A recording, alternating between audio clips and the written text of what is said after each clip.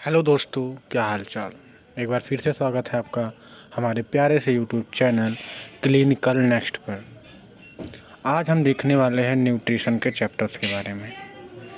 Nutrition का जो second unit है कार्बोहाइड्रेट, आज हम उसको पढ़ेंगे। ठीक, तो सबसे पहले कि कार्बोहाइड्रेट होता क्या है। कार्बोहाइड्रेट होता क्या है तो जो कार्बोहाइड्रेट होता है क्या कि जो कार्बोहाइड्रेट होता है वो एक प्रकार का ऑर्गेनिक कंपाउंड है। क्या है? ऑर्गेनिक कंपाउंड है जो किससे मिलकर बना होता है? कार्बन, हाइड्रोजन एंड ऑक्सीजन से मिलकर बना होता है। कार्बोहाइड्रेट एक प्रकार का ऑर्गेनिक कंपाउंड है जो कार्बन, ऑक्सीजन और हाइड्रोजन से मिलकर बना होता है। और ये मेन सोर्स है किसका? एनर्जी का। एनर्जी का मेन सोर्स कौन है? कार्बोहाइड्रेट, जो हमको क्या देता है? एनर्जी देता है। ठीक, और 1 ग्राम कार्बोहाइड्रेट में कितना होता है? 4 किलो कैलोरी हमको एनर्जी मिलती है 1 ग्राम कार्बोहाइड्रेट में। ठीक, 1 ग्राम कार्बोहाइड्रेट में कितना मिलती है? 4 किलो कैलोरी एनर्जी मिलती है। अगर आप कार्बोहाइड्रेट का जनरल फार्मूला देखोगे तो जनरल फार्मूला होता है CH2O का होल n। ये कार्बोहाइड्रेट का जनरल फार्मूला होता है। और जो कार्बोहाइड्रेट होता है ये एल्डिहाइड, कीटोन, मतलब जो कार्बोहाइड्रेट होता है डिफाइंड होता है दो कंपाउंड से, एल्डिहाइड से और कीटोन से। और इसके डेरिवेटिव्स क्या होते हैं? वो भी होते हैं पॉलीहाइड्रोक्सी अल्कोहल्स। ठीक, ये सब थोड़ा डिटेल हो गया बट ठीक है, आपको जानना चाहिए। डिफिनीशन क्या होता है कार्बोहाइड्रेट्स का? अभी हमने पढ़ा कि carbohydrates are compound containing carbon, hydrogen and oxygen. Carbon, hydrogen and oxygen in which hydrogen and oxygen is usually present in ratio of water. जिसमें क्या होता है? जो हाइड्रोजन और ऑक्सीजन होता है वो वाटर के रेशियो के साथ प्रेजेंट होता है। जैसे कि H2O के रेशियो के हिसाब से ही हमारा हाइड्रोजन और ऑक्सीजन क्या होता है? प्रेजेंट होता है। रेशियो का मतलब एक H2O के हिसाब से ही वो क्या होता है? प्रेजेंट होता है। ठीक, अब हम देखेंगे क्लासिफिकेशन ऑफ कार्बोहाइड्रेट्स। कार्बोहाइड्रेट्स के 3 क्लासिफिकेशन हम लोग जानते हैं कि monosaccharides, disaccharides and polysaccharides. Generally 3 होते हैं। एक और होता है ओलिगोसैकेराइड, बट वो बहुत रेयरली लोग जानते हैं।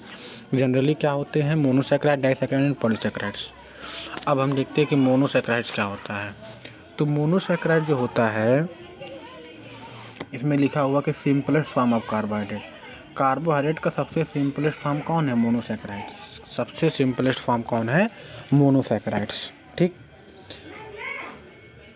और ये जो होता है सिंगल शुगर यूनिट से मिलकर बना होता है। शुगर यूनिट का मतलब शुगर यूनिट जो शुगर होती है जिसको हम लोग फर्दरली हाइड्रोलाइज, मतलब उसके बाद उसका ब्रेकडाउन नहीं हो सकता है, तो एक शुगर यूनिट से जो मिल करके बना होता है वही हमारा होता है मोनोसैकेराइड। और इनका जो ब्रेकडाउन नहीं हो सकता है। ठीक, इनका डायरेक्टली क्या होता है? मेटाबॉलिज्म होता है। और ये डायरेक्टली क्या होता है? हमारे ब्लड में क्या होते हैं? एब्जॉर्ब होते हैं। मोनोसैकेराइड जो होते हैं डायरेक्टली हमारे ब्लड में एब्जॉर्ब होते हैं। इनका एग्जाम्पल्स की अगर आप बात करोगे तो इसमें हमारे आते हैं glucose, fructose and गलैक्टोज। Glucose, fructose and गलैक्टोज, इसके 3 एग्जाम्पल्स होते हैं। ठीक, फंक्शन की बात करोगे तो फंक्शन क्या है इनका? तो इनका जो फंक्शन है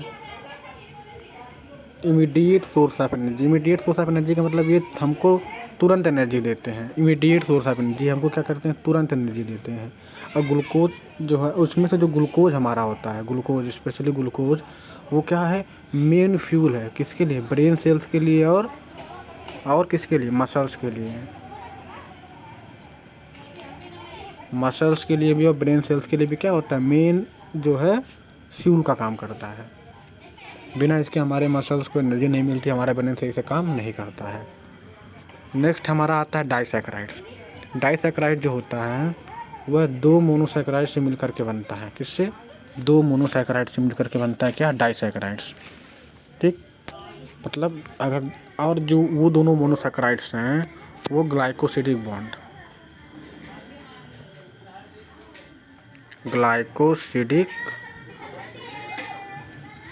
से क्या होते हैं? जुड़े होते हैं। ग्लाइकोसिडिक बॉन्ड से जुड़े होते हैं। दोनों जो होते हैं डाइसैकेराइड्स ग्लाइकोसिडिक बॉन्ड से जुड़े होते हैं। ठीक, और ये 2 मोनोसैकेराइड की यूनिट से मिलकर बने होते हैं। जो डाइसैकेराइड जो होता है 2 मोनोसैकेराइड की यूनिट से मिलकर बना होता है। और और वो ग्लाइकोसिडिक बॉन्ड से क्या होता है, दोनों मोनोसैकेराइड आपस में जुड़े होते हैं। ठीक, अगर आप इसके एग्जाम्पल्स की बात करोगे तो आपको दिखेगा सुक्रोज। सुक्रोज एक हमारा डाइसैकेराइड्स है जो कि ग्लूकोज और फ्रक्टोज से मिल करके बनता है। लैक्टोज, लैक्टोज भी हमारा एक डाइसैकेराइड है जो कि ग्लूकोज और लैक्टोज से मिलकर बनता है। माल्टोज, माल्टोज हमारा क्या है, डाइसैकेराइड जो कि ग्लूकोज और ग्लूकोज से मिल करके बनता है। ठीक, नेक्स्ट हमारा आता है पॉलीसैकेराइड्स। पॉलीसैकेराइड जो होते हैं ये कॉम्प्लेक्स कार्बोहाइड्रेट होते हैं और ये बहुत सारे ग्लूकोज यूनिट से मिल करके बनते हैं। मिनी ग्लूकोज यूनिट से क्या करके मिल करके बनते हैं हमारे कौन से, पॉलीसैकेराइड्स। ठीक, मिनी क्या बोलते हैं, मिनी कितने, तब भी कितने, तो यहाँ पर आता है मोर देन 10, मोर देन 10, 10 से भी ज़्यादा ग्लूकोज की यूनिट्स होती हैं इसमें।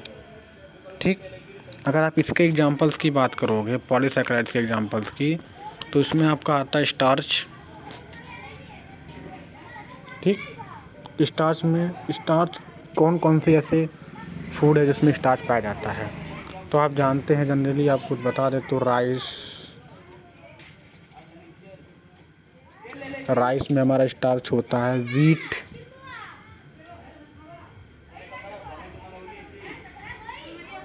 वीट में हमारा स्टार्च होता है।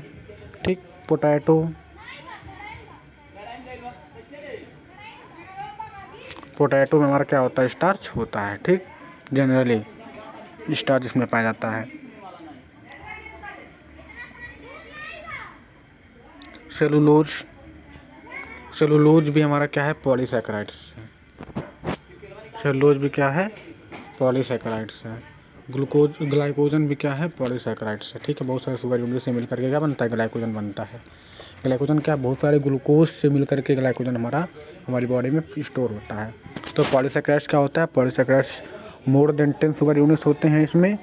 ठीक, इसका एग्जांपल आप देखोगे तो स्टार्च जो कि राइस, वीट और पोटैटो में पाया जाता है। सेलुलोज जो कि प्लांट्स, आप सेलुलोज के बारे में जानते होंगे, जो प्लांट्स में पाया जाता है। और हेमीसेलुलोज और पेक्टिन भी हमारा बनाता है। ठीक, और ये ग्लाइकोजन का भी फॉर्मेशन करता है पॉलीसैकेराइड्स। ग्लाइकोजन भी हमारा पॉलीसैकेराइड ही है। ठीक, नेक्स्ट हम पढ़ेंगे type of carbohydrate, types of carbohydrate. तो कार्बोहाइड्रेट जनरली आपको कितने प्रकार के देखते हैं। सबसे पहला टाइप होता है कार्बोहाइड्रेट का, simple carbohydrate. Then second one is complex carbohydrate. Then third one is दो ही प्रकार के कार्बोहाइड्रेट होते हैं, simple carbohydrate and complex carbohydrate. Simple carbohydrate क्या होता है कि ऐसा कार्बोहाइड्रेट जो हमारे बॉडी में डाइजेस्ट हो जाए, बहुत जल्दी डाइजेस्ट हो जाए, वो हमारा सिंपल कार्बोहाइड्रेट होता है। जैसे कि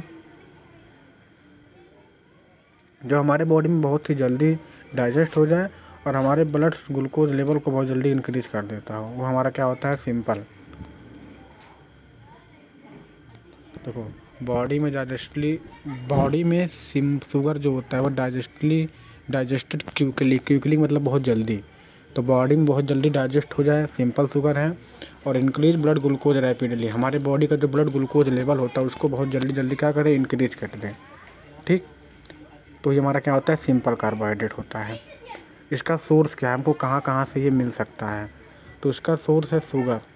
जनरल जो हम लोग शुगर खाते हैं, टेबल शुगर, वो भी क्या आता है हमारा, उससे दे सकते हैं। हनी से भी हमारा ये सोर्स आ सकता है सिंपल कार्बोहाइड्रेट का। स्वीट्स जो मिठाई वगैरह खाते हैं उसमें भी मिल ले सकते हैं। जो हम लोग सॉफ्ट ड्रिंक्स वगैरह पीते हैं उसमें भी हमारा सिंपल कार्बोहाइड्रेट ही होता है। अब हम देखते हैं कि कॉम्प्लेक्स कार्बोहाइड्रेट क्या होता है। तो कॉम्प्लेक्स कार्बोहाइड्रेट जो होता है, जो हमारी बॉडी में उसका जो डाइजेशन है बहुत स्लो होता है, बॉडी में उसका डाइजेशन क्या हो, बहुत स्लो होता है, और इसमें फाइबर्स और न्यूट्रिएंट्स बहुत ज़्यादा पाए जाते हों, वो हमारा क्या होता है, कॉम्प्लेक्स कार्बोहाइड्रेट होता है। उसका एग्जांपल्स अगर आप देखोगे तो आपको दिखेगा होल ग्रेन्स, जितने भी अनाज होते हैं सब क्या होते हैं, कॉम्प्लेक्स कार्बोहाइड्रेट्स होते हैं। ओट्स, जिसमें भी ओट्स तो आपको पता हो, ज्वार सब लोग जानते होंगे, हमारे यहाँ खेतों में होता है। ओट्स है, उसका जो भूसा बनता है पीस करके, उसी को हम लोग ओट्स बोलते हैं, वो भी क्या है, कॉम्प्लेक्स कार्बोहाइड्रेट है। ब्राउन राइस या फिर राइस भी आप बोल सकते हो, क्या है? कॉम्प्लेक्स कार्बोहाइड्रेट्स है। वेजिटेबल जितने भी आते हैं सब क्या है? कॉम्प्लेक्स कार्बोहाइड्रेट्स है। पल्सेस मतलब दाल, जो भी दाल वो भी क्या है? कॉम्प्लेक्स कार्बोहाइड्रेट के अंदर आते हैं। जो कॉम्प्लेक्स कार्बोहाइड्रेट होता है, एक इम्पॉर्टेंट बात है उसके लिए कि complex carbohydrate are healthier because they cause slower rise in blood sugar. Complex carbohydrate हमारी बॉडी के लिए हेल्दी होता है। अब यहाँ पे दो क्वेश्चन बन सकता है। यहाँ पे क्वेश्चन ऐसा बनेगा कि ऐसा कौन सा कार्बोहाइड्रेट है जो हमारी बॉडी के लिए हेल्दी है? ऑप्शन में सिंपल कार्बोहाइड्रेट या कॉम्प्लेक्स कार्बोहाइड्रेट। तो बच्चे अगर आप सही से नहीं समझे रहोगे कि सिंपल क्या है कॉम्प्लेक्स क्या है तो आप नहीं बता सकते हो। तो आप सिंपल इतना जानो, जो सिंपल है वो डायरेक्टली हमारे ब्लड, सिंपल कार्बोहाइड्रेट वो डायरेक्टली हमारे ब्लड में क्या हो जाएगा? एब्जॉर्ब हो जाएगा। जब वो डायरेक्टली हमारे ब्लड में एब्जॉर्ब होगा तो हमारा ब्लड का ग्लूकोज लेवल एकाएक बढ़ जाएगा, जो कि हमारे लिए हानिकारक है। हमारी बॉडी के फंक्शन के लिए क्या है? वो हानिकारक है। लेकिन जो कॉम्प्लेक्स कार्बोहाइड्रेट है, पहले क्या होगा? पहले वो हमारी बॉडी में जाएगा, उसका ब्रेकडाउन होगा, ठीक, उसके बाद उसका एब्जॉर्प्शन होगा, स्लोली सारा वर्क होगा। इसलिए वो हमारे बॉडी के लिए क्या है? एक प्रकार से यूजफुल है।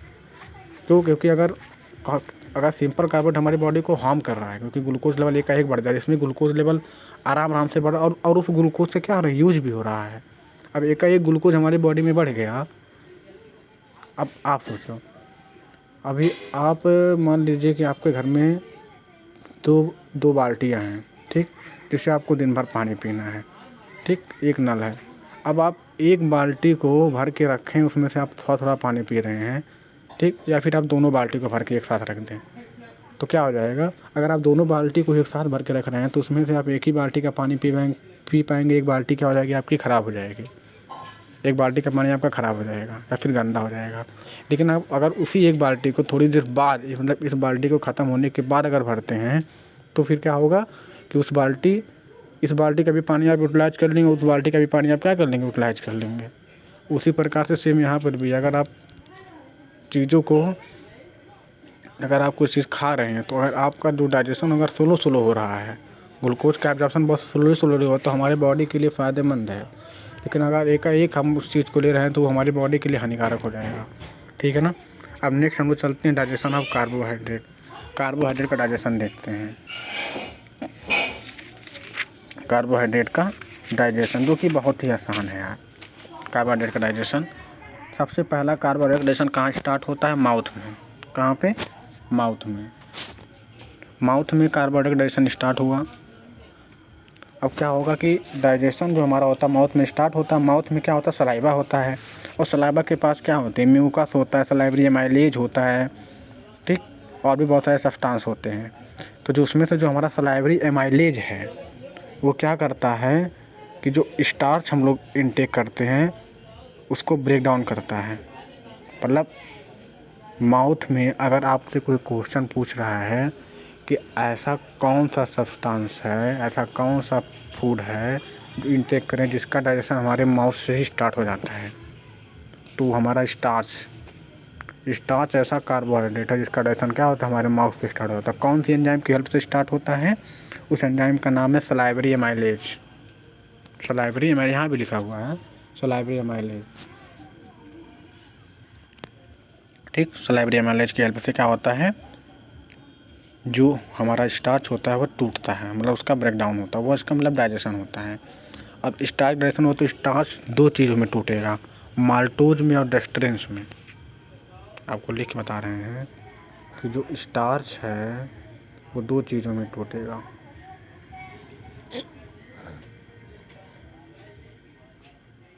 माल्टोज और डेक्स्ट्रिन में। अब यहाँ पे एक क्वेश्चन बनेगा कि क्या सारे स्टार्च का डाइजेशन हमारे माउथ में हो जाता है? बनाना है तो आंसर आएगा नो। क्यों?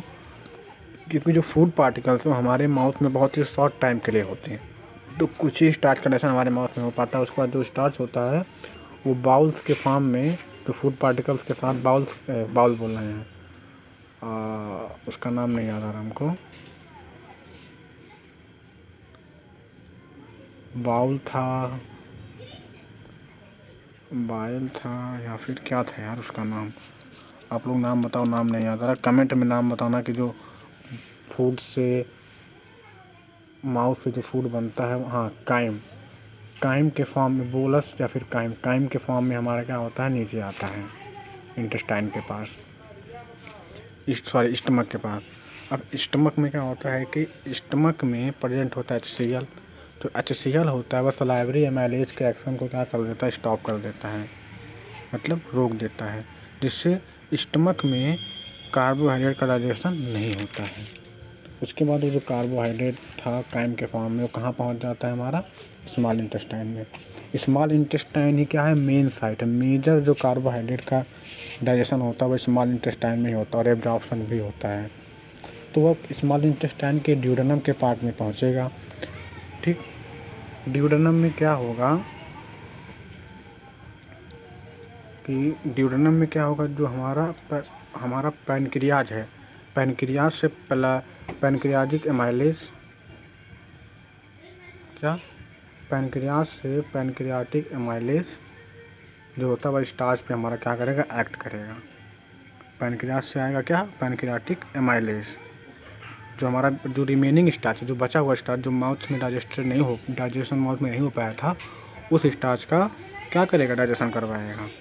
ठीक, और उस स्टार्च को किसमें कन्वर्ट करेगा, माल्टोज, आइसोमाल्टोज, डेक्स्ट्रिन से सारे पार्टिकल्स में क्या करेगा, कन्वर्ट करेगा।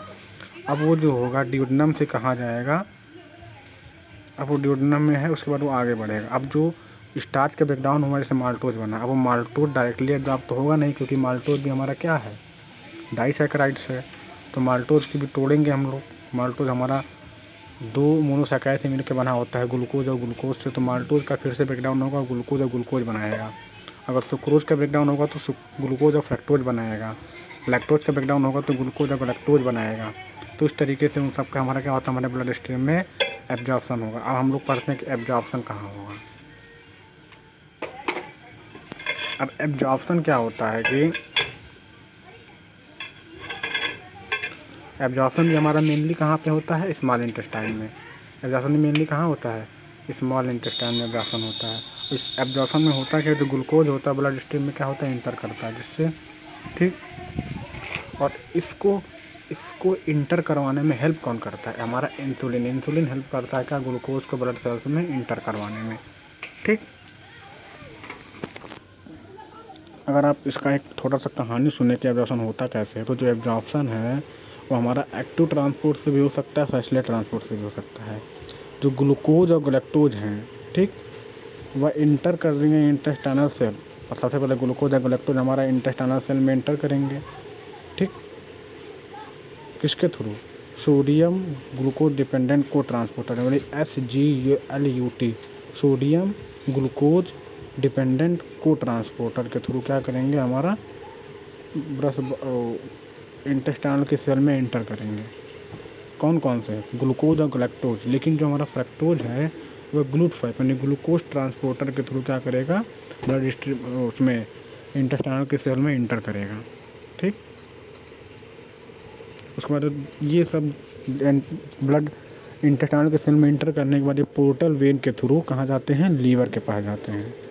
पोर्टल वेनस सिस्टम के थ्रू कहाँ जाते हैं, लीवर के पास जाते हैं।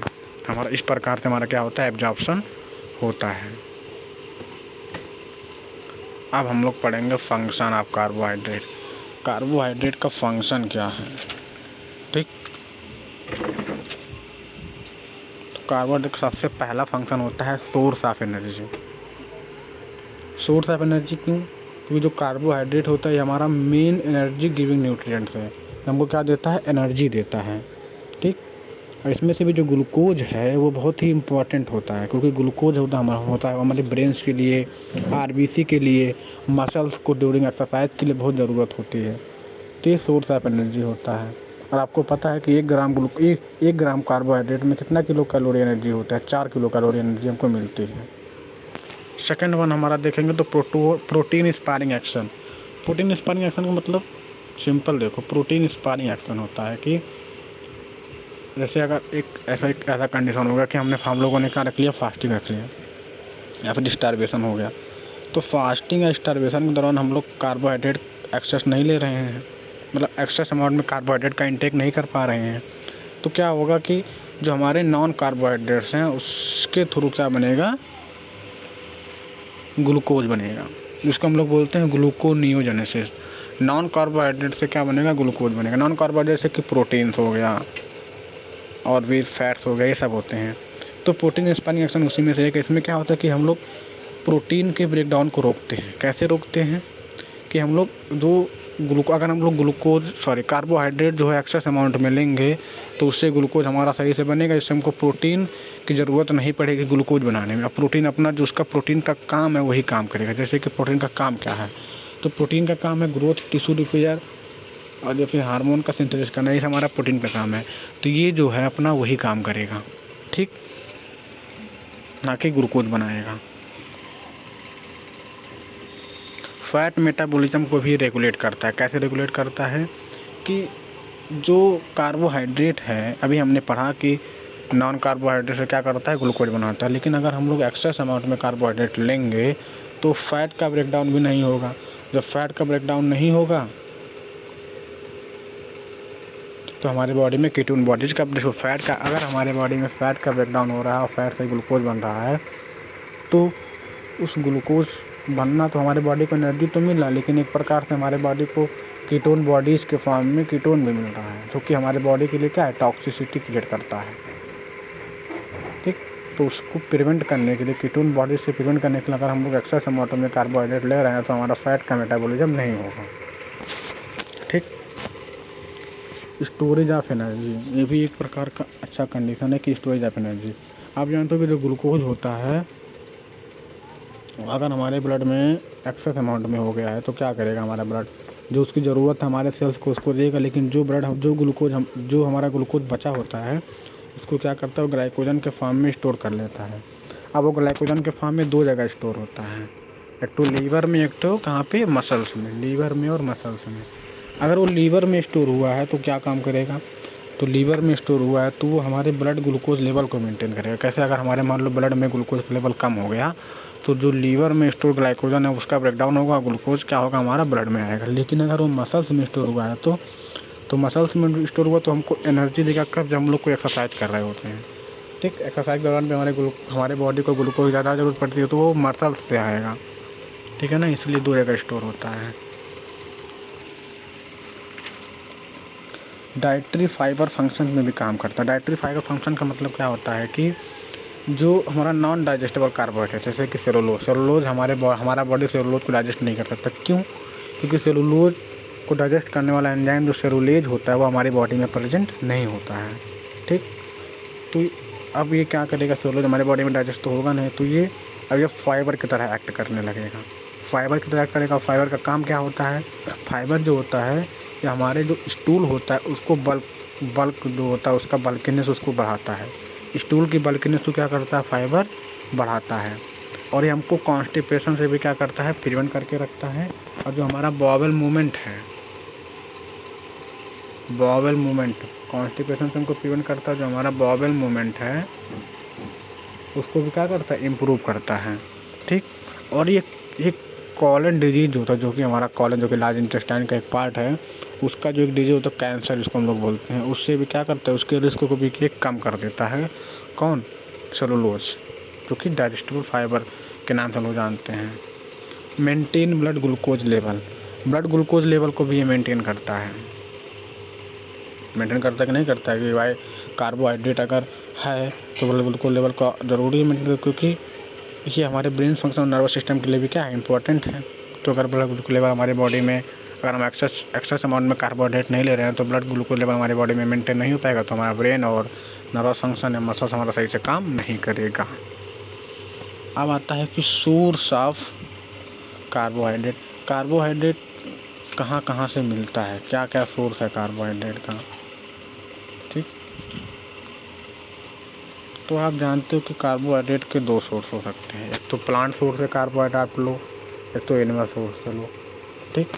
तो अगर आप प्लांट सोर्स से ले रहे हो तो आपको कहाँ कहाँ से कार्बोहाइड्रेट मिलेगा, आपको राइस, जितने भी अनाज हैं, सब जितने भी ग्रेन्स हैं, अनाज हैं, सबसे क्या मिलता है, हमको कार्बोहाइड्रेट मिलता है। राइस, व्हीट, पोटैटो से आप ले सकते हो, फ्रूट्स से कार्बोहाइड्रेट मिलता है, वेजिटेबल से आपको कार्बोहाइड्रेट मिलता है, शुगर केन से आपको क्या मिलता है, कार्बोहाइड्रेट मिलता है, ठीक। और हमारा एनिमल सोर्स से भी हमको क्या मिलता है, जैसे कि मिल्क में लैक्टोज होता है, तो ये मिल्क हमको क्या देता है, कार्बोहाइड्रेट देता है। ठीक, अब हम जो नेक्स्ट बचा हुआ RDA हो गया, RDA types of soluble dietary fibres के बारे में पढ़ेंगे, उसके टाइप्स के बारे में पढ़ेंगे नेक्स्ट वीडियोज में, डिसऑर्डर्स के बारे में पढ़ेंगे और क्लिनिकल न्यूट्रिएंट्स का हम कुछ क्वेश्चन भी आपके लिए लाए जो आपके वाइवा के लिए इम्पोर्टेंट है। ठीक, उस हम लोग आपको नेक्स्ट वीडियो में पढ़ेंगे। अभी के लिए क्या, थैंक यू। अभी के लिए थैंक यू, मिलते हैं नेक्स्ट वीडियो में, धन्यवाद।